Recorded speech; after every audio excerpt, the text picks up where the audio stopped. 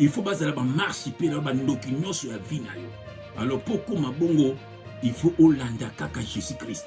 Olanda bato mokili te. Tala ba o ba nzoko bazala ba bato asima. Bato bino bolandaka. Mutu abebisa mwana oyo ezali mwana na ye, mwana ya mamani. Mutu akendaka mon fleri. Mutu o bozo mona oyo. Bana ba mai kalambai. Bango tu bakendaka kuna. Babimaka na ba démon, na ba sireno babimaka na ndako wana. Basi ya mibali ya bato. Alors bato bakoma pe ko bebisa ba frère na ba église. Ba frère belé bakomi ba omona kati. Tango ayaki passé pe alobi ke mwana oyo aza misala mabe. Boya na bango na sani na bondela na banda bondela bango. Ka ndenge moko pe na makambo na uti ko limola na minute. Boya na bango na bango bondela bango. Na kati ya ko bondela o mwana aza misala mabe.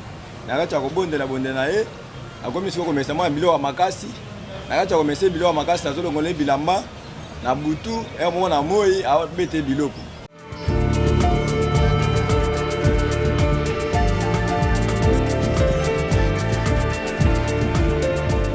Ça fait très mal de savoir que dans l'église de Dieu, il y a certainement ces genres de pasteurs homosexuels.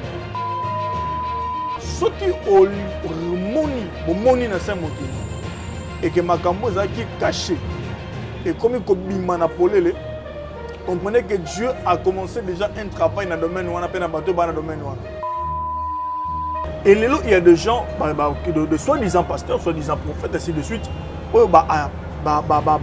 quitter si moto à l'église. Alors quand vous allez en Zambé, oui, mais tant que baby, ne sera que ma camo est bandit. Pour de pasteurs aujourd'hui, nous avons même d'abord ngaraï. Abana pena kosa la nzamba solo. Mais après à cause de chercher la gloire de ce monde, à Pengwa. À côté de biloko ta occultisme, et ça n'a pas condition au yé pour banda ko tosa. Pour gloire wana à maîtriser yango. Les jours qui viennent ici devant, Nzambe a commandé exposer tous ces pasteurs oyo bazaka na grand wana ba homosexuel. Parce que bazali même parmi nos pères que nous connaissons, tata na biso molimo ba pilier d'église, o bana ba plateforme minene. Il y a parmi eux bazaka na évangile parce que Seigneur Jésus, bazaka na évangile. Hein? En maîtrisant l'écriture, comme le diable aussi maîtrise la parole de Dieu. Il faut là-bas pour sacrifier les âmes, il n'y a pas de Zambé. Pour vendre les âmes, parce qu'accoucher dans à qui âme na yo. Ou alors, il faut abada au salon mingi na appeler. Ou alors, pasteur à l'okola, mais on va témoigner la pasteur à première et alimentaire, il faut accéder au moins 6 filles par jour. La première ligne alimentaire pasteur à chanter. Je dis par jour, il faut 6 filles. Sur madame Mouké 5.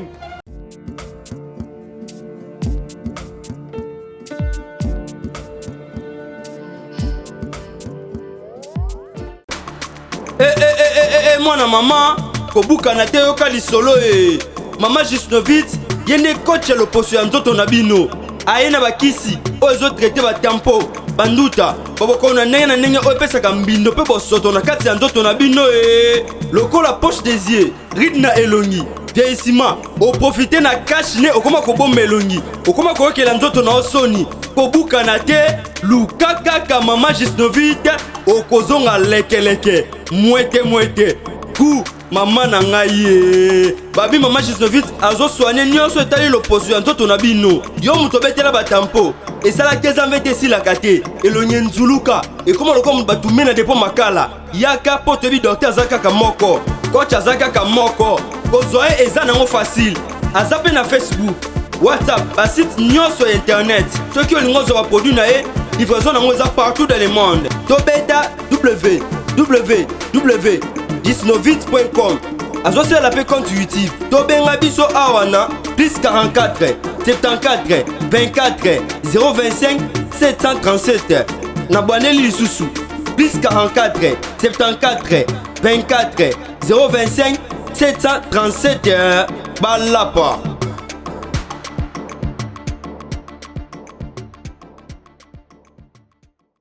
Vérité et réalité, votre magazine. Vous êtes sur Nouvelle Tendance Télévision, culture d'excellence, toujours au rendez-vous. Bienvenue, mesdames et messieurs, vous qui êtes branchés, scotchés en cet moment, en train de nous suivre, puisque chacun a son heure. Il y a ceux-là qui nous regardent la nuit, pendant le jour, et également ceux-là qui nous regardent aussi à partir de bureaux. Donc, en tout cas, nous vous saluons tous, nous vous transmettons les salutations de la part de toute la grande équipe qui nous accompagne aujourd'hui. Gédéon est présent, Jordan pense comme d'habitude.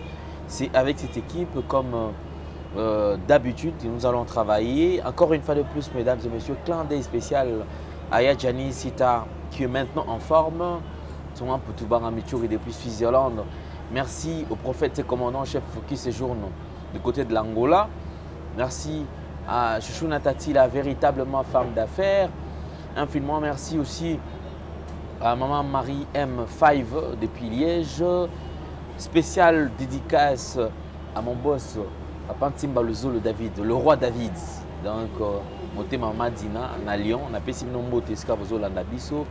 Et na bande surtout ba mesana ozalana biso elongo. En tout cas, nous sommes de cœur avec vous. On vient au Dilom pour exemple à suivre. Yama Rachel Moussolo, on a payé sur Mbote. Kulutu Mikolo Zoyo Kanate, Bandeko tout au Bazarana Biso et en tout cas, merci, merci, merci. Alors, encore une fois de plus, comme je vous ai toujours dit, que Awamsel Zali, qu'on informe Bino, et surtout, ces derniers temps, nous sommes en train de toucher à certaines pratiques où ils ont la Katiaba Église, qu'on dénonce également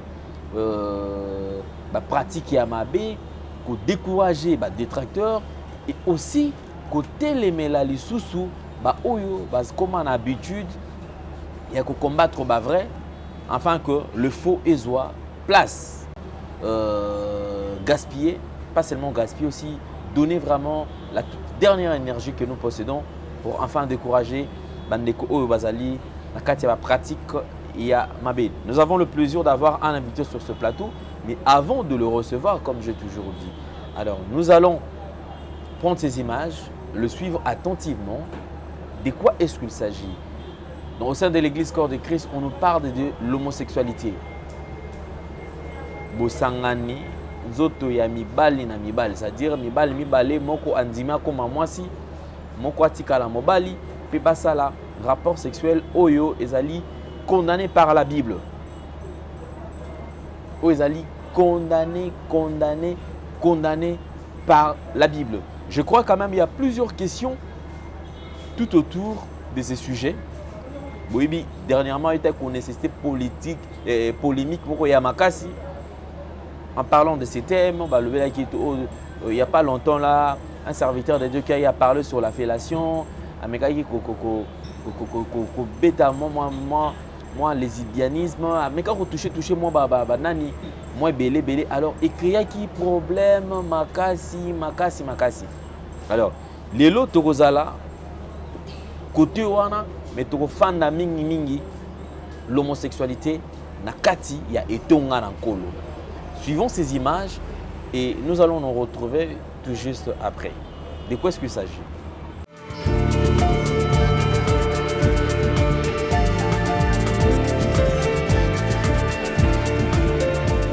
Bien-aimé dans le Seigneur, botelana nous tata oyo. Est-ce que vous reconnaissez tata oyo? Bien-aimé batu oyo, bazana crainte ya nzambete.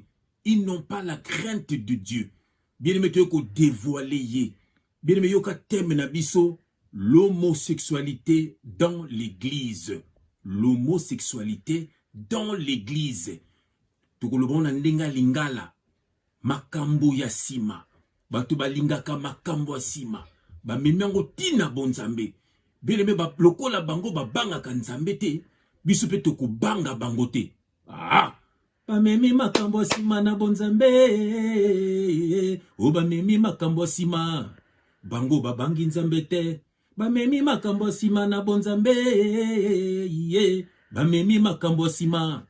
Bango babangi nzambete. O memi makambo sima na bonzambe. O memi makambo sima. Bino bobangi nzambete. Moïse Mbi, moto asima. Mike Alambai, moto asima. Bongo Walesa, moto asima. Joel Tatu, moto asima. Mutombo Kalombo, moto asima. Bango Nyoso, moto asima. Joel Tatu, moto asima. Bongo Mbakadi, moto asima. Bongo Mukuna, moto asima. Ata Mogisho, moto asima. Bamemi makambo asima na bonzambe. O bamemi makambo asima. Bango babangi nzambe te. Bongo biso tokubanga bango pourquoi? Bamemi makambo asima na bonzambe. O bamemi makambo asima. Bango babangi nzambe te. Bomemi makambo asima na bonzambe. Bomemi makambo asima. Bino bobangi nzambe te. Moïse Mbi, moto asima. Mike Alambai, moto asima. Bongo Mogisho, moto asima. Ata Walesa, moto asima. Mutombo Kalombo, moto asima. Denis Lesi, moto asima. Ata Kankenza, moto asima. Bango Nyonso, bato asima. Bien-aimé dans le Seigneur, babangi nzambete, pourquoi biso tokubanga bango? Biso toza ba soldat ya Christ. Bien-aimé, bazo tabo soto na kati na bonzambe. Zambe atindi biso to kombo la bosoto. Il faut ba yoka biso po batika makambo asima. Nokite ba okende lifelo. Ba détruire ba gène et belé. Ah, bien-aimé dans le Seigneur, Osana Grèce ya bien. Awa na l'évangile de l'agneau TV. Bien-aimé, Osana adresse ya bien. Awa okoyoka mabe ya batu oyo. Okozape ba enseignement oyo papa sengaka. Po okota bokonza likolo.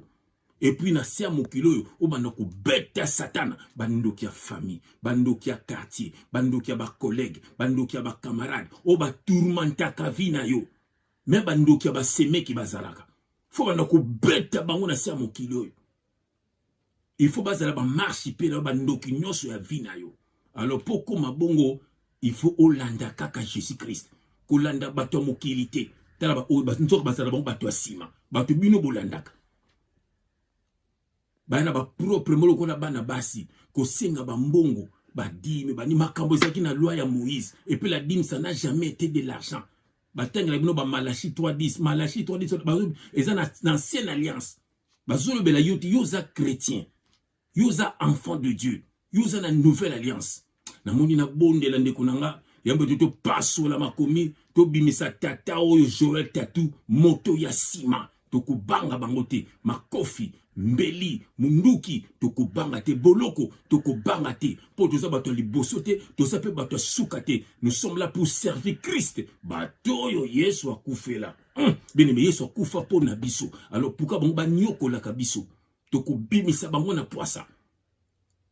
Na moni na bondela yambo to paso la makomi to dénoncer tata oyo au nom de Jésus-Christ, éternel Dieu des armées. Papa, merci na ministère, merci na mission. Papa, merci na grâce au salabiso ya koyeba yo, pe ya kosalela yo en vérité. Papa, tote akapona mbongo te, tote akapona kindumba te, tote akapona pona esengo te, mais tote akapapa, po te batu ba bongo na mitema na bango, po te batu ba bikisa milimo na bango, po te bandokia o nyoso ba bundisa bana na yo, bakoma ba marche pied na biso, yango tote aka, mutu foye ba vérité, po azala sauver après la mort, to kutana na yo papa, yango biso tote aka. Que le Saint-Esprit parle pour l'édification de ton peuple. Au nom de Jésus-Christ, nous avons ainsi prié et nous disons Amen. Bien-aimé dans le Seigneur, Osana adresse ya bien.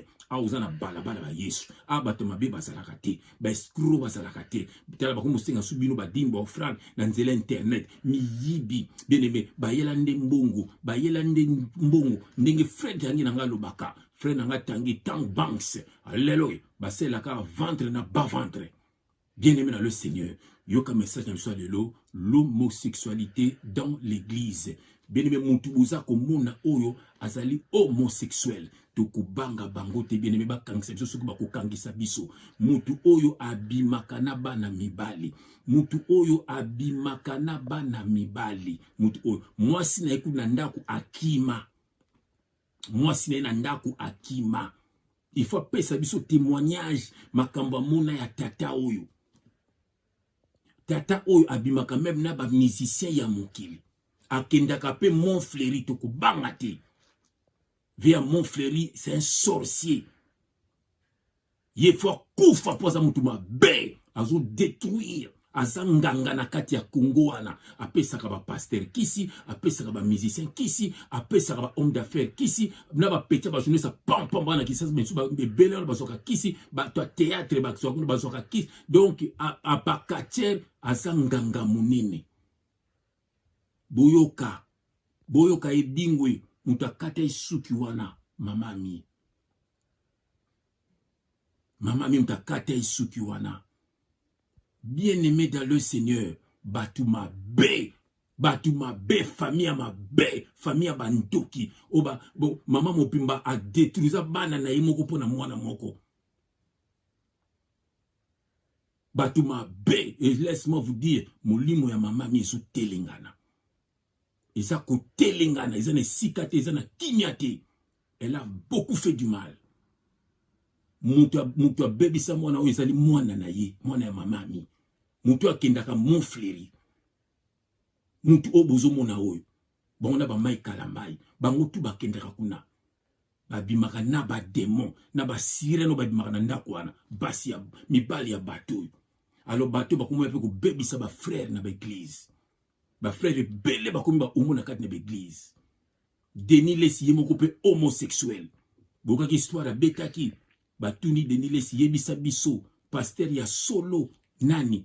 Abia zati babi tanga ta moko abina ko tanga ndenge nini na moko bona no kanza yenda lekibiso no so yebina za pasteur ya solo mais mutu moko ayiko ko bisanga ke babimaka na ye jeune homme moko ko bisanga ke asali zuwa po apromu bana garçon so so ko to garçon wana jeep. Bien-aimé dans le Seigneur, tala makambo zo leka na kati na bonzambe soki to lobite nanya ko loba. Batutu bokange minoko, boso banga boloko, boso banga masasi, bolinga ka Jésus-Christ te. Bosa bana nzambe te, bosa ba profiteur, na ba profiteuse, bolinga ka Jésus-Christ te. Dieu, azatiki nzoto moto, ayeko kufa, po ngai na yo. Siko zo tika basala baninga mabe. Olingo lobate, po zo bangela nzoto na yo, ozo bangela vie na yo, vie yango nini, mutu nyoso kokufa. Ba potre ba boma bango pour la vérité. Etienne ba kate mutu pour la vérité. Boluka histoire ba Paul pour mande ba kufa na ba Jean pour na ba vérité. Daniel ba boake la libulu nkosi pour la vérité. Alors bio o ba kosa mwana nzambe o ngolo ba vérité pourquoi? O ma be ba sala na l'église na bino. O ba homme de timing ma pe ba salaka. Mais ce que j'ai problème, il y a prière, fais cette chose, moi j'aime Jésus-Christ. Bato Yesu akufela. Toko banga binoti, mutamukilo ko langa na ko bangote. Moi j'ai Jésus-Christ. Salo ko sala, menga na ko dénoncer bino. Bon nyoko liba na nzambe mingi, surtout ba congolais. Bon nyoko liba to muindo. Pour que muto muindo azala kane oui. Bon nyoko li surtout ba mama na son d'église na bino wana. Le beaucoup c'est ba frère na biso mona mobalo komisi mobali na yo to mwasi na yo mingi neti ba oyo boy bazala apesa ka sima do bazami ba pesa ba bimaka na bango bo ba bimaka na mibali bo mona photo te yena fali ba lati ba single un homme de Dieu s'il vous plaît yena fali ba lati ba single un homme de Dieu s'il vous plaît et c'est ko salema surtout lo bate pourquoi to banga banani to banga po bazo finga to bazo boma baza makasa kotinda batu bango boya te boti ata mutabona ntuta boy mais na ko bomaye na makofi ngana ko boma yo ngana ko boma yo na ba fali na yo na ko boma bino na ba vina na mon frère boza makasité yo botomola na ba maître ba nini ko pesa ba mboko ba bete batu ba boma batu bino moko bokoka kate ba homosexuel ba na ngotina kati na bonzambe to kotanga makomi umona ndenge nzambe ya boyi yango. Donc, une ancienne alliance, Lion Sakoti. Alléluia. Bien-aimé, Lion Sakoti. Tout ça dans Lévitique. Lévitique chapitre 20. Lévitique, donc une ancienne alliance. Oyoka. Lévitique chapitre 20. Donc, on a verset 13. Lévitique chapitre 20, verset 13. Je lis au nom de Jésus-Christ. Si un homme couche avec un homme, comme on couche avec une femme, ils ont fait tous deux une chose abominable. Oyoki. Ils seront punis de mort. Leur sang retombera sur eux. oyoki na ancienne alliance nzambe aboyaki mobali abimana mobali bien-aimé toza ko aider bango toza ko aider même na ba musicien mokili wana bien-aimé bango tu bomonaka na baza homosexuel ba musicien nyonso bomonaka na ba homosexuel toza na masolo na bango ebele bien-aimé dans le Seigneur toko banga bango te ba jeune ebele bomona Bruxelles ba na ba musicien bango tu bakoma ba homosexuel ba pimaka na ba musicien wana. Alors ba pasteur ba koti nango tina bonzambe bien-aimé basala ngo pourquoi pona ne na magie na bango satan salaka onza malinga kate yango satan salaka. Alors yango bonu ba koisaka bino ba magie ba pouvoir azo le belo ba ndoto na yo azo le belo vie na yo yo mona ngo danger nzoka sana ba puissance moko maléfique. Bien-aimé dans le Seigneur total sur la nouvelle alliance likamba lobaki pour la homosexualité oyo. Bien-aimé nazana Romain Nazana Romain, voilà. Nazana Romain chapitre 1, verset 26 à 27. Yokelo Gonzamba Lobby, la nouvelle alliance. Vous qui na alliance, yo sur la nouvelle alliance. Je lis au nom de Jésus-Christ. Voilà. Romains chapitre 1, verset 26 à 27. C'est pourquoi, j'ai lu au nom de notre leader Jésus-Christ. C'est pourquoi Dieu les a livrés à des passions infâmes. Sont donc détestables. Passion, désir, moyama, b. Yoka. Car leurs femmes ont changé l'usage naturel en celui qui est contre nature, leurs femmes, yoka. Et de même, les hommes, abandonnant l'usage naturel de la femme, se sont enflammés dans leurs désirs les uns pour les autres, commettant homme avec homme des choses infâmes et recevant en eux-mêmes le salaire que méritait leur égarement. Bien-aimé Oyoki ndenge balobi na nouvelle alliance. Donc basi bakomi basi na basi. Ser nanga moko abenganga na Londres. Alobi nanga kendaki église moko ya prophétesse moko boye. Bien-aimé na sima prophétesse mena ko lingaye. Abi na sepeli na yo. Na bando bima na yo. Ayoka soma benganga yo. Ba sere bele bozo mona wana bien-aimé bazali ba Jézabel ba bengisi biso na kati de église wana te. Église n'est pas un bâtiment, église ezali nango bien-aimé, c'est des hommes, c'est des gens, c'est des ba mise à part na ba benga biso église, corps du Christ. Bien-aimé dans le Seigneur, ata maman no to papa na tonga église tam so ba simba kisu yibite ngata na ndo simba kisi bana nga ba yeba kite bana nga ba yeba kina bango te bana kendo simba kisi yo soane la bango oyebi taliwa ba maman olangi ndenge bakenda. Bien-aimé bato bakoti homosexualité na kati na bonzambe mingi boyokaka bango mingi bango batiaka bino maboko ba transmetaka bino nini bokokende na lifelo pamba. Sortez du milieu d'eux, dit le Seigneur. Bien-aimé bonzambe zali ozala na relation personnelle na yemei. Romains 8 verset 1. Il n'y a aucune condamnation pour ceux qui sont en Jésus-Christ. Zana Jésus-Christ. Yebasko kotambola. Sambela kanayo. O bateka bino. O David. O ni bien-aimé ezana ngo ba témoignage mo ba David ba salaka. Bola ba David ondo salanga bando tangani. Répondre nga. Bando tangani. O batila biso bakambo bango basala na Yesu. Bien-aimé, ce que vous savez na Yesu. Ko salela nzambe ezali kotambola ndenge nzamba lingi. Ko salela Satan ezali kotambola Satan lingi. Homosexualité, moyibi, boyi na boyi, osela Satan. Bien-aimé, sambela ka volala, sambela ka sola moki, sambela ka volia. Tout obima ko zongo sambeli. Yangonde vie de prière. Nous avons fait une prière à déserter. On a 5 heures de temps. Yo comme tout à tout. Et ça sous spirituel, et ça charnel. À ta prière à 2 secondes, l'essentiel, papa yo kayo. Vous allez connecter naï. Voilà bon Zambé en voilà. Sortez du milieu d'eux, bien-aimés. Bazali en Zambété. Bazaba homosexuel. Ba memi makambo sima na bon Zambé. Ils iront en enfer. Moïse et Mbi, moto asim. Maïka Lambai, moto asim. Bongo Walesa, moto asim.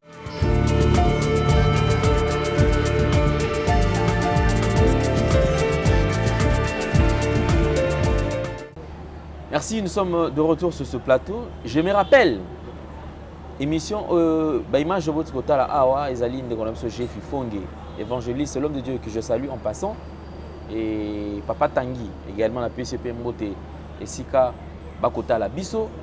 Je crois que l'émission Oyo, bande comme ça au kanisa ba romona mais pourquoi bino ka bokomi ko telemela mais je pense que mutuna muta ko tirer kaka par naïe portion amoni ke o eza nécessaire pour na nga au saleli yango. Évangéliste Roger Baka dans plusieurs émissions avait déjà dénoncé ma pratique aux salama na kati ya l'église de l'homosexualité ou comme na kati wana, c'est-à-dire motoyer na kati ya l'église.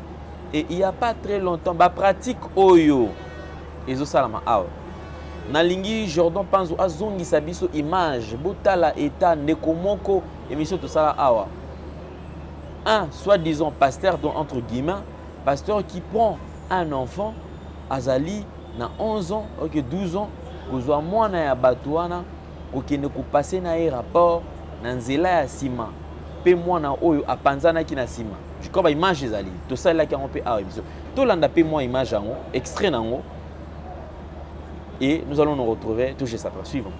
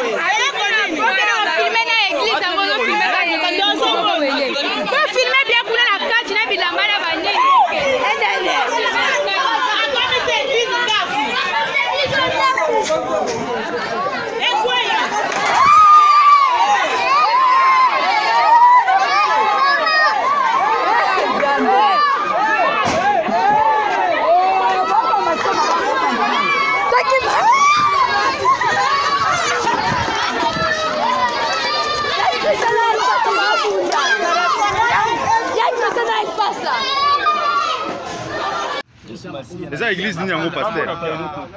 Mwana nous sambela mudi sambela kai. Oyo ezali église ya Sangusa. Oyo azali yaya na ye. Papa na ye. Aena mwana. Tango aena mwana kene pa pasteur. Pasteur ayebisa mwana azana misala mabe. Mwana azana misala mabe yaka na ye. Tosala nini na bondela. Na longola kindo kiazana nango. Alami soki biloko nini amelisi bango bameli ayebisi papa na yeke yoke ndako mwana atikala tangu yake ndako mwana atikala passer oyo akamati siko mwana amelisi drogue mwana ameli tangu mwana ameli sili ale alongole mwana bilamba masoko etikale poleli ye pa alongole yaye abandi musala wana zo sala ngo ça fait 8 fois. Bino ba pasteur bokeba bino ba binzambe ma campagne eza makambu ya okende gauche droite te soko yo sala ka bizaleli oyo ndenge muninga muso asali alo ya yo eza kaka bolo biki rouge balobaki yango alo biloko oyo ezali mpo bino batata bino batata alo bokeba mwana aza na combien 14 sikoyo paster aza na combien Pasteur aza marié. paster ye oyo aza na combien Papa oza na bana ba. Naza bana nga 5. mwana oyo sikoyo lelo lobi soko akufi Papa. bino boye 35 ans. mwana oza na combien Mwana aza na 14 ans. mwana oza na combien 17 ans. ok papa ye yo nde papa mwana oyo makambo oyo eza ya lokota.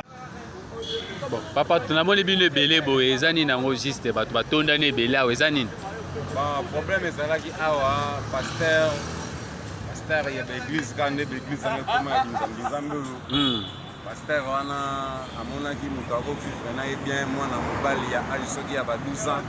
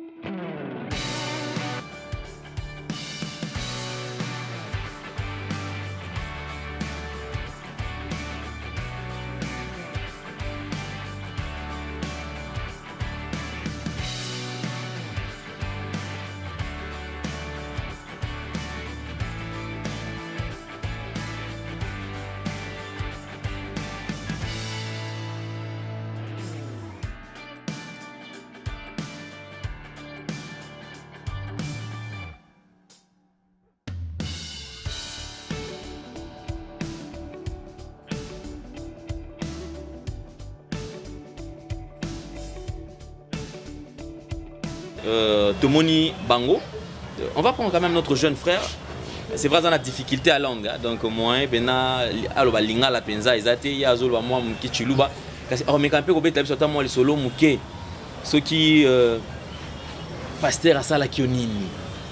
Comme ça ndeko o ede biso na ko interpréter to. Na ko répéter. OK. Abanda ko melisa ngai. Ebela bango ya chiluba lo wati tati tapo to mama Mugumbi kila jiba jitofu mugumbi shumani loku kuje mwabeu mwane ujini yugudoji yatu jituyeni papa mwabao banga jinu ishe bintu ndala mafukonsu jilo wit banga jinu ishe bintu apti banga jele priere mikwabu ni 00666 00 ba monde invisible c'est un provocateur walitente mwabaku kimu wamba bintu abinangwamu mwabana ngwamu haju wamba bintu abi ki banga jinishe bintu abi haju ngwata jwamba niwo bansantu mumkwata pinjewo ke hanji mkonga mwabao ani mkonga ni papa pasteur chibu munushe mbinga abanji ngambile niwo kwambi bolo ebuto na tukatwenza nenda bintu amafuko nsuka jwamba kwambi bolo ebukuli papa webato kajwamba bolo ebukuli papa webanashi bishito Wambi di papa webato njungu sumbila mabila amba njungu sumbile ebe wabanji nuisha manga relief manga magwa mampiselina banji mpesha manga nga banji me ngavu ni mashiki ngavu muye kwambila papa ni to mwabechi na njumva bimpo to na shanje mwabechi na mujumva kabideni bimpo to kiwa lugati bafika mwabenungwe. Ok, merci de conquérir pour ça la bon, les années que oui, les années que à ligne kolobaki tango ayaki passer pe alobi ke mwana aza misala mabe boya na bango na sani na bondela na banda bondela bango ka ndenge mo pe na makambo na uchi ko limola na minute boya na bango na bango bondela bango na kacha ko bondela o mwana aza misala mabe na kacha ko bondela e akomi siko komesa mwa biloko ya makasi na kati ya komesa biloko ya makasi nazolongola bilamba na butu moko na moi abete biloko na ndenge ya nsima sikoyo ntango mwana aye komona kete trop c'est trop na koya kokufa nde mwana sikoyo aye koloba sikoyo aye koyebisa mama na ye mpe aye abenga mpe lisusu yaka nano oyoka makambo mwana oyo azoloba boye sikoyo natunaki ye yo kala wa mpo oyebaki eza bongo mpo na nini olobaki te alobi na bakobanga ayebisinga koyebisa papa na yo te komeka koyebisa papa na yo te nakosombela bilamba nakosalela biloko ya boye nakosalela biloko ya boye nde nazoloba boye mwana oyo ndenge aza boye aza déclassé aza kokovanda te aza bien te alalaka butu mpe kutu te akoka ata kosala eloko moko te ata kosokola komemaka ntina ma azokoka pe te aza ndenge aza boye aza lokola tokokoloba na mo aza mo vivant ndenge aza boye aza lokola mibali te nayebi te vi na ye ekokozala ndenge nini te liboso ya baane liboso awa te. Ok, merci beaucoup, merci beaucoup. Alors je crois que tout ça na Prophète Henri quand même face à toutes ces choses. Mais il y a un point de quoi tu le bas mais tu le bel en côté. Au lobby bossa la prière dans ndengeni parce que nazo comme en bas 00666 on a 4. Et prière ça la mandengeni. Ba lobby banda ko lobaki ntango banda ko pesa ngabilo kwana banda ko lobaki 00666 00 ba monde invisible 005. C'est un provocateur walite ntengo bakupa ouvrir la porte.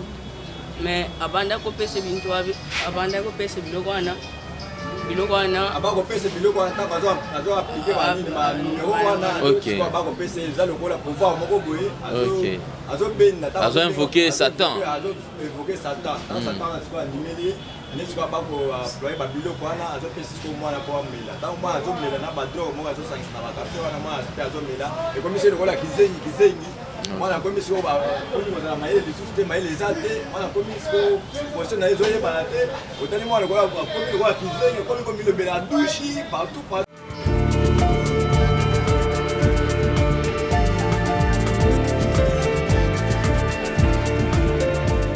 Voilà, merci beaucoup. Je crois que vos sepeli, bolani pe ba image, c'est vraiment triste pour na bandeko oyo, bazana kati ba pratique oyo.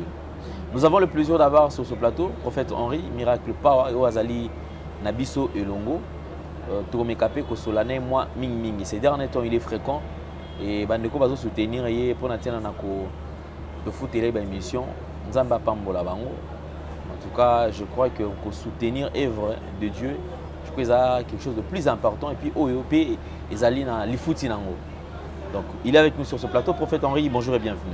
Bonjour, Papa Alain. Nous avons notre invité, Otozo Solanaye, en ce qui concerne l'homosexualité, na kati, na etonga, na kolo, la pratique Ozo Salama Awa, une dame qui vient à l'église, Oyo, bateye que délivrance, c'est un processus.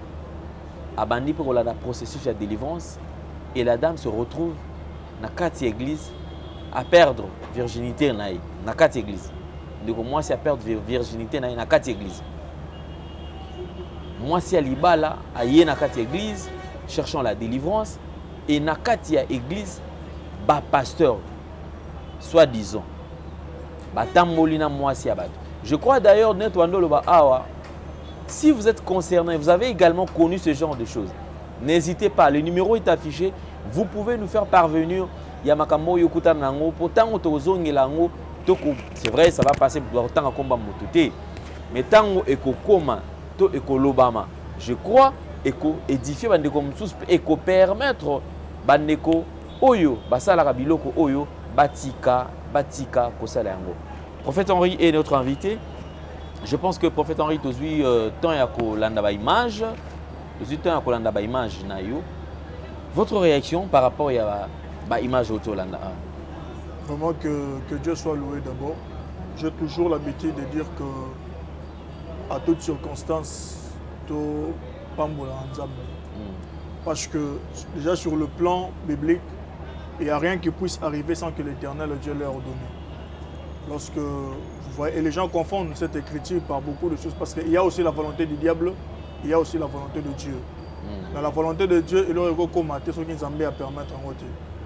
Le diable aussi, il y a certaines choses que Dieu permet, n'a pas si à Moutou, il a volonté pour briser Moutouana. Suspect dans le diable a détruit via Moutouana, des volontés à Satan. Donc, mais moi, je crois que si l'Éternel permet que nous puissions connaître, découvrir ce genre de choses dans l'Église de Dieu, c'est enfin de savoir à quel temps nous sommes déjà. Je bénis Dieu pour ça. Et ça, regrettable. Chaque jour, on regrette. Chaque jour, on plaire. Chaque jour. Lorsque, comme on a d'abord image, il y a JF Ifongue, évangéliste JF Ifongue. Je bénis Dieu pour sa vie et je lui salue en passant. Na l'andakaïpe souvent, il dit des choses importantes. Ça fait très mal de savoir que dans l'église de Dieu, il y a certainement ces genres de pasteurs homosexuels. Basali, certainement. Et papa là, ceux qui ont moni na Saint-Mokini, et que Makambo qui caché, et comme il manipulé, comprenez que Dieu a commencé déjà un travail dans le domaine où on appelle dans le domaine où on. Et les gens vont remarquer que Nzambe a exposé maintenant ce genre de personnes ou ce genre de pasteurs, ce genre de pasteurs, telle pratique ou homosexualité, ce genre de pasteurs, rien que hier, une sœur a suivi notre émission de la fois passée. À Beninga, tellement nous avons fixé un rendez-vous. Et après le soir, on s'est vu quand même, les après-midi. Aïe, pas problème. Après, la sœur me dit, prophète, sinon mon obo est bang. Pourquoi on bang? Parce que na koutani na ba prophète ya ndenge na ndenge. Et le pire est que na sala ki na ba chaînette belé. Ba ya ba or ba bijou na ngai. Et si l'ignon sur na maboka ba prophète. Oh ya souke tikalaki. Prophète abi singa na pesa ngona abi c'est prophète. Tala degré. Abi na peso ata chaînette na tikata na médaille à pamba. Abi prophète abagisa ninga prophétie musu ya makasi koleka po na pesa pe na médaille na singa na donc na chaînette. Tu t'imagines? Abi le plus pur qui est encore tant na ki na semi na matingo na kuta na un prophète. Abi singa non mon nzamba zo bisanga oza posa mwana mobali mais mwana oza na katno ya mwana mwasi certainement na échographie na ki na mwana mwasi mais nga ki na posa mwana mobali certainement prophète a sa volonté yanga posa na ngai mais singa après faut ya coucher na nga acha sema sana katna nga yango ndeke ne ko transformer sexe à mwana. Et alors la sœur me dit tu peux na mono boy mais je me demande si on ne va pas finir comme ça aux hommes. Donc il y a certainement de soi-disant hommes de Dieu où baby si fallait ya musala nzambe lelo nazobanga ce que na yopé prophète tosuka na ndengwana. Vous imaginez? Et lelo il y a des gens de soi-disant pasteurs, soi-disant prophètes ainsi de suite où kitisi moto ya église, kitisi moto ya kombo ya nzambe, kitisi moto ya gloire à Saint-Esprit nasia mokili lelo à cause ya ba acte na bango posé. Or, il faut tous à la claire, na peuple à comprendre que ce n'est pas tous les hommes de Dieu où il y a la même chose. Lorsque papa vous remarquez que les hommes de Dieu, un soi-disant homme de Dieu, un homme qui se dit homme de Dieu, mais dans de telles pratiques, il y a homosexualité, il y a tout, il y a l'église. Moi, qui vierge ou dévierger. Lorsque vous remarquez ces choses, comprenez que cet homme est déjà dans le noir. Alors, quand vous allez en Zambé, oui. Mais tant que baby, ne savez que ma camo est bandit. C'est pourquoi dans l'église, nous sommes regrettés. Notre pasteur a bien. Mais après, baby, il y a beaucoup de pasteurs aujourd'hui. Mais après, à cause de chercher la gloire de ce monde, à Pengwa, à Beba. Et du coup, maintenant, à côté de l'occultisme, ils ont des conditions pour gloire à maîtriser.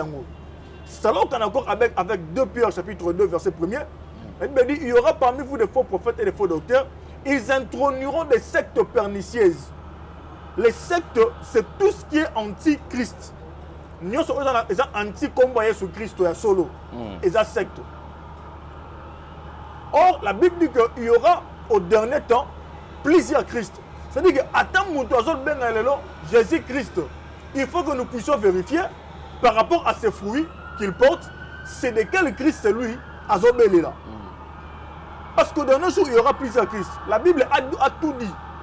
C'est pourquoi nous, le roi là-bas, épiscope, je dis toujours, lorsque Nathalie fruit, il y a pasteur. Nathalie fruit, il y a reproduit. Nathalie Missa, il y a un mot, il y a une église. Ceux qui ont honoré Saint-Esprit, alors il faut vérifier, nous avons oye à terre. C'est de quel Christ il prêche. Pour ceux qui nous ont sur la croix de Golgotha, il y a de cela 2000 ans, il va porter le fruit du Saint-Esprit. Or, dans le fruit du Saint-Esprit, tu ne trouveras pas cet homme de Dieu, n'a pas escroquerie, n'a pas arnaque, n'a pas homosexualité, et ainsi de suite.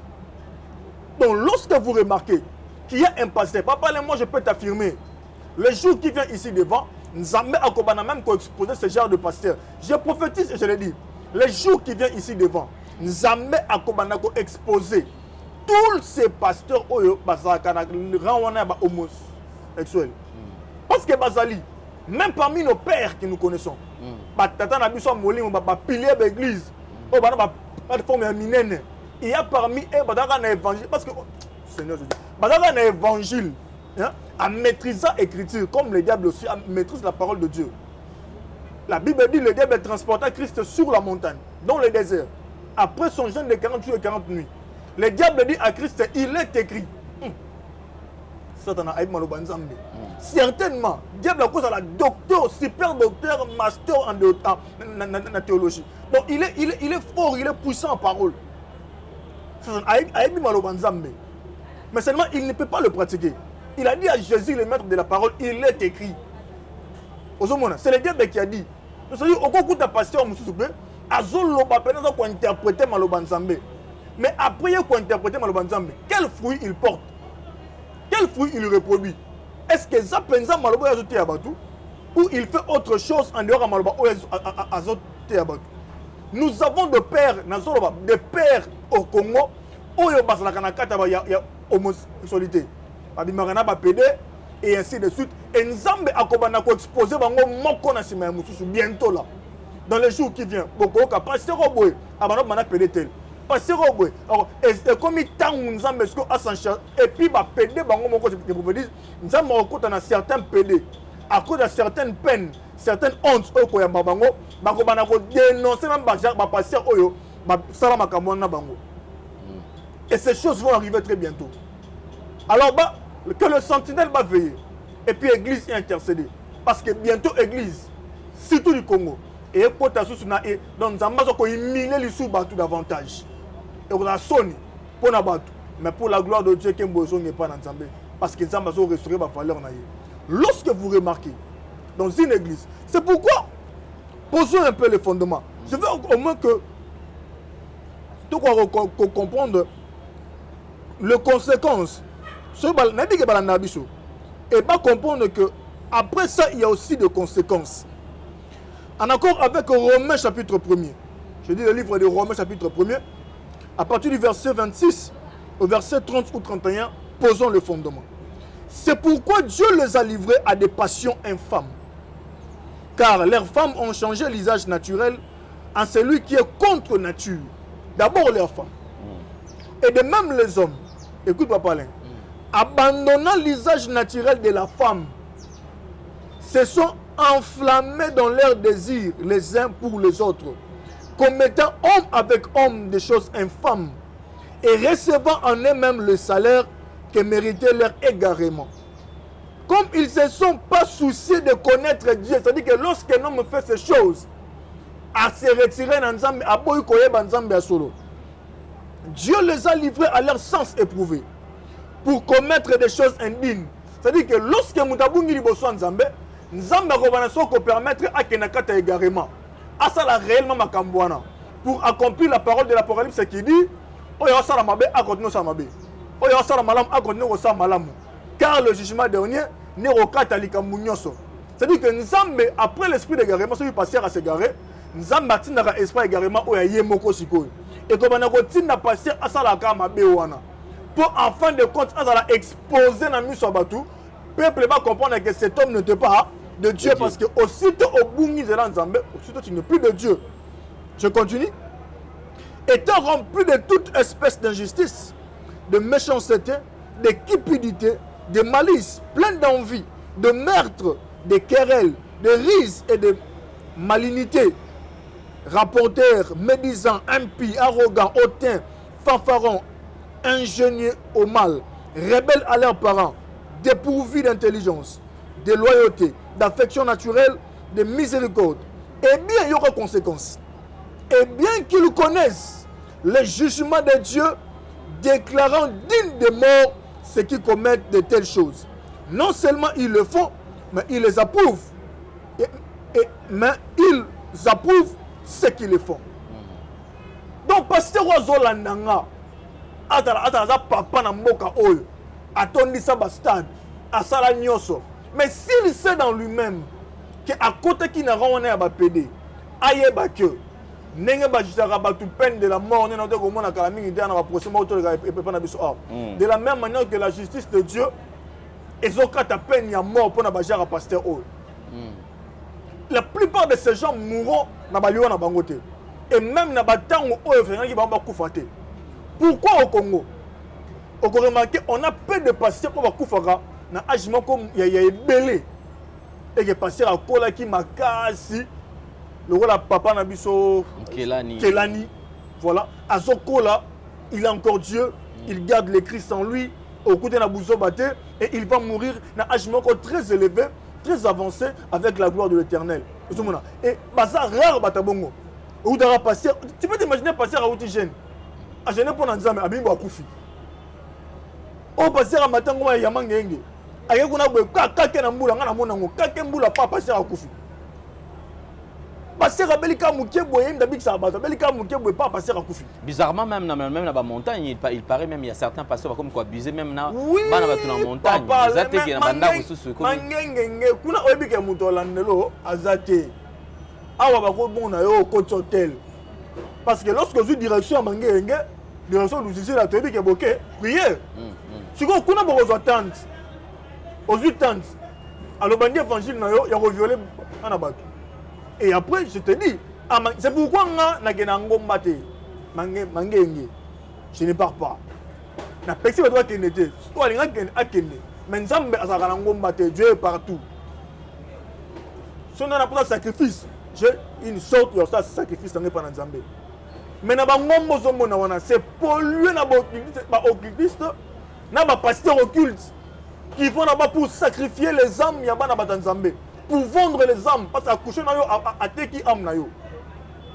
C'est moi qui na carte na yo et détruit yo vie mobimba. Le gars on a mari de nuit femme de nuit. Parce qu'il a raté. Au bon de défense. Oh, il y a des pasteurs même qui se sont incarnés na carte bandimi na bango.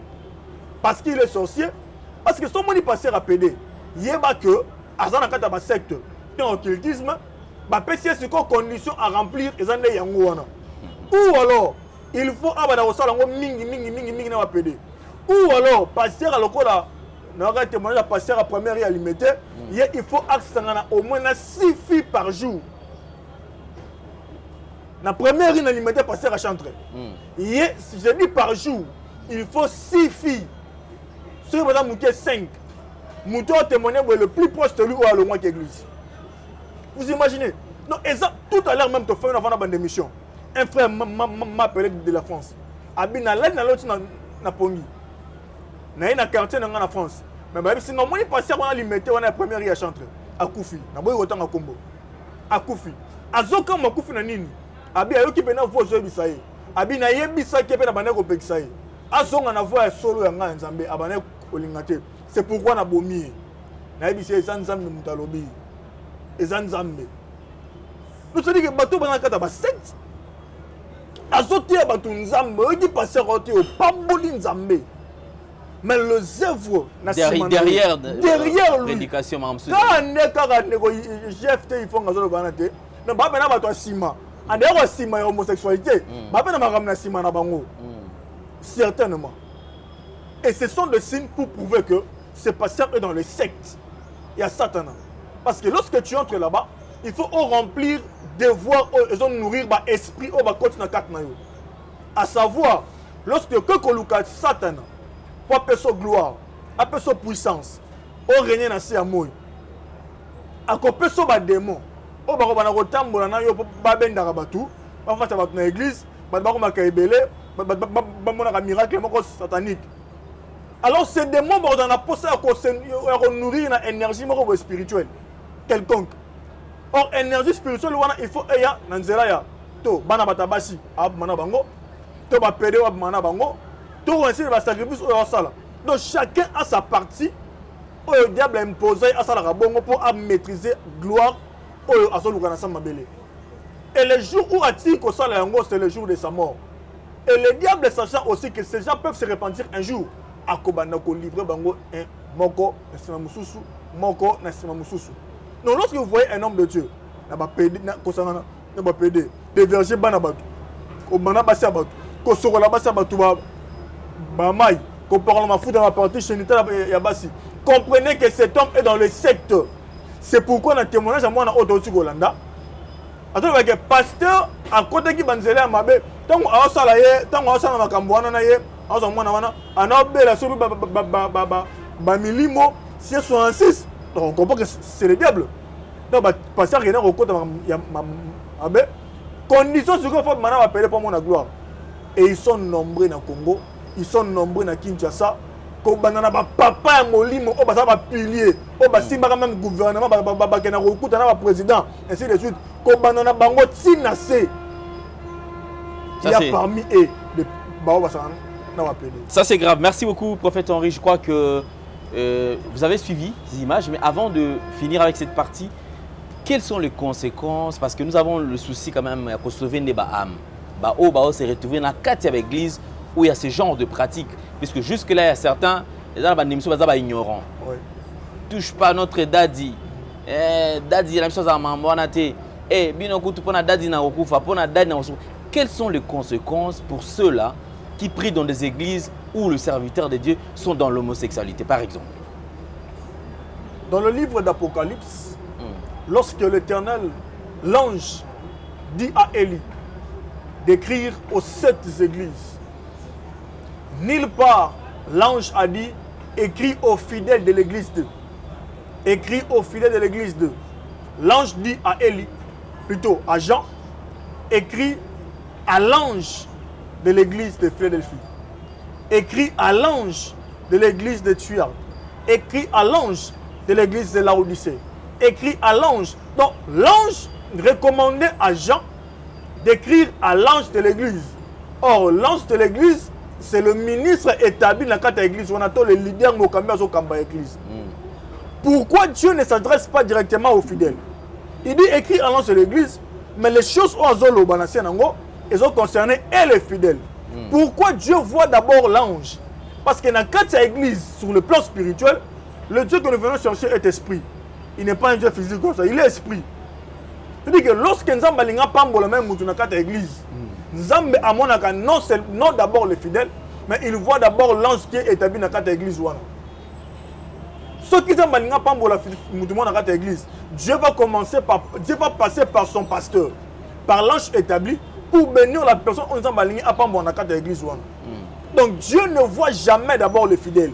Dieu voit d'abord l'ange qui est établi. C'est-à-dire que ceux qui passent à côté de Kisi, passent à côté de Moudorosangana va péder. Automatiquement, vous comprendre que tant que nous avons talaye, amone muto abungi nzela. Nzamba amone muto abebi sinaye. La malédiction est banni que se reposer du kola mutuana. Pe jugement nzambe banni que se reposer du kola pasteur ndengwana.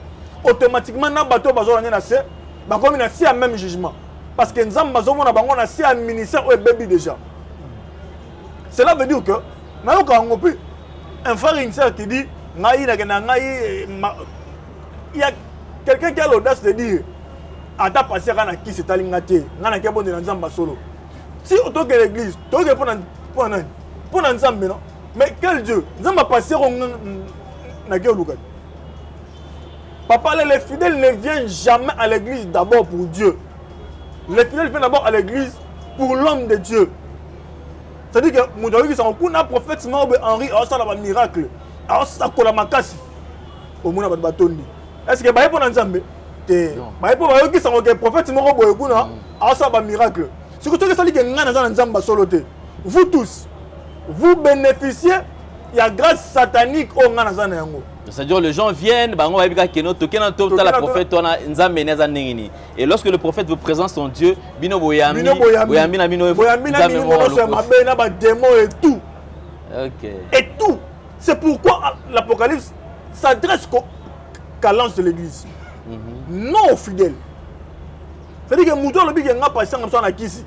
Et tali ngate. Ata ba ba ça la raboué. Et tali ngate. Nga gena uganzamba solo. D'abord, quand tu es fidèle, tu n'es pas un Dieu. Tu n'as pas un Dieu. C'est le loin, l'homme de Dieu qui a un Dieu. Et il vous transmet son Dieu. Lorsque tu es sous le ministère d'un homme de Dieu, vous bénéficiez fraîchement de la gloire et de la grâce de Dieu. Mais s'il n'est pas de Dieu, vous bénéficiez aussi de même activité à démon. C'est pourquoi vous êtes belé. Côté église. Abonde la raté. Et bien, comme cet homme n'est pas de Dieu, ma prière n'a pas une position de main, à transmettre des démons à travers Kanabango. C'est pourquoi on a beaucoup de fidèles. À aussi l'église de combat spirituel. Il y a un combat spirituel. Mais ailleurs pas na biso to bondel ponaye ba démon bazolo ba na quatre plus grave na ba combat ba sala nzambe ba 5 ans na 4 nayi. Je te dis, j'ai eu affaire de délivrance au tuni oh nani ngai maman intel. Au côté ndenge nini avec une église nga ko bondela. Oh nani ngai pasteur intel. Na ko ba tanga ba kombo ngai pasteur intel. Au côté ndenge nini avec une église nga na mpoza ka maboko saka service. Tu t'imagines un pasteur qui s'incarne dans la 4 mondimi oye ko lukaye. Pona ko lukanzambe menzoka pasteur araba kisinaye. Pasteur est occultiste, pasteur à côté de la franc-maçon, et les démons qui s'incarnent dans la carte de Batou, ils de trouver Batouana. Conséquence la plus pure est que les jours où nous sommes dans l'église, ce n'est pas d'abord pour l'argent, ce n'est pas d'abord pour la robota, et pour la libala, et pour la gloire ensemble. Si nous partons à l'église, c'est d'abord pour se préparer pour l'enlèvement de l'église. La première des choses au monde, si nous partons à l'église, c'est d'abord pour se préparer à l'enlèvement de l'église le jour où le Christ reviendra. C'est que l'église pour se préparer pour l'enlèvement. L'église n'a aucun jour ce qui va se passer le jour de l'enlèvement et comment ça va se passer et comment il faut se préparer à l'enlèvement. Plus pire encore est que ceux qui sont envoyés n'a pas de mois passés dans la 4 nayo au retire le robot beaucoup de licolo. OK. Merci beaucoup prophète Henri. Je crois que nous avons assez avancé parce qu'on a eu plusieurs éléments quand même dans cette émission. Alors, mesdames et messieurs, avant de finir, je crois, prophète Henri, vous avez quelques minutes pour une orientation et puis la prière parce qu'il y a quand même des gens et je m'imagine déjà et ça fait très mal. Et on est comme mi papa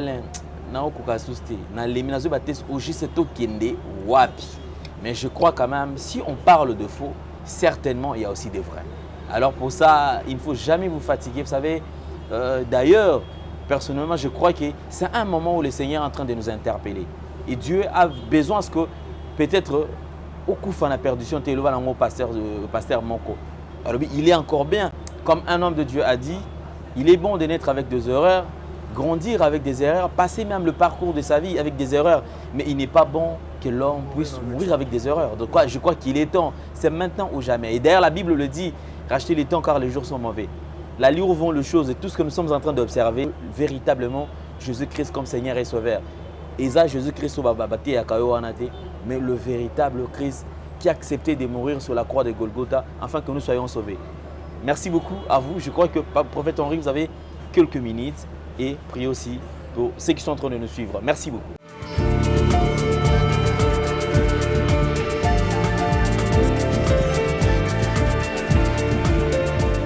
Shalom, que Dieu vous bénisse.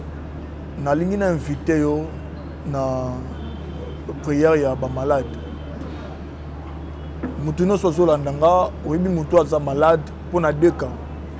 Ya liboso ba malade, quelle que soit maladie na yo, quel que soit malade na ona zoloba. Atela malade nini?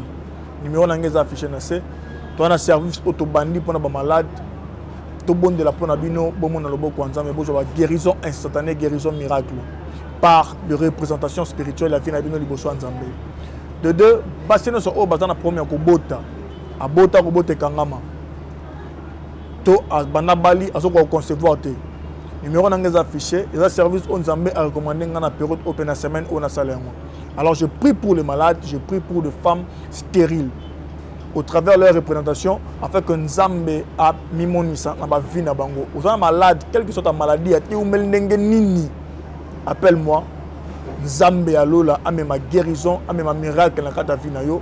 On a promis ko bota benga nga na ko orientation, to rebonde la na yo 2-3 semaines vous remarquez que au commune na zemi. On a pas problème simbe sika oyo tungisa yo. On a posa musala, on a posa ba papier, on a posa mikanda.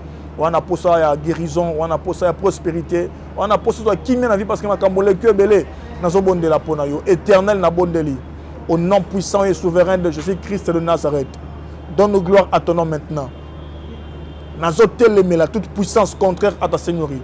Ou ça qu'on s'imposer contre l'ibota ou au nom puissant et souverain de Jésus-Christ de Nazareth. Nous sommes malades ou simbakio. Na chassé yango na kombona sur Massia Nazareth. Ba problème et ba solution. Ma instabilité et sa stabilité. Ma souci et sa solution. Qui m'a ensemble est localisé vina Zolandanga. Au nom puissant et souverain de Jésus-Christ. Retrouver grâce dans mission ensemble. Na combo na Yesu Massia Nazareth. Tika faveur, miracle, prospérité et accompagner. Deutéronome 28 et Koksemana 4 sa vie na yo. L'Éternel ordonnera à la bénédiction de vous poursuivre, d'être avec vous dans vos champs et dans vos greniers. Pambolama. Na combo na Yesu Massia to bon de libongo. Amen. Que Dieu vous bénisse et nous allons nous retrouver à la prochaine numéro. Bye.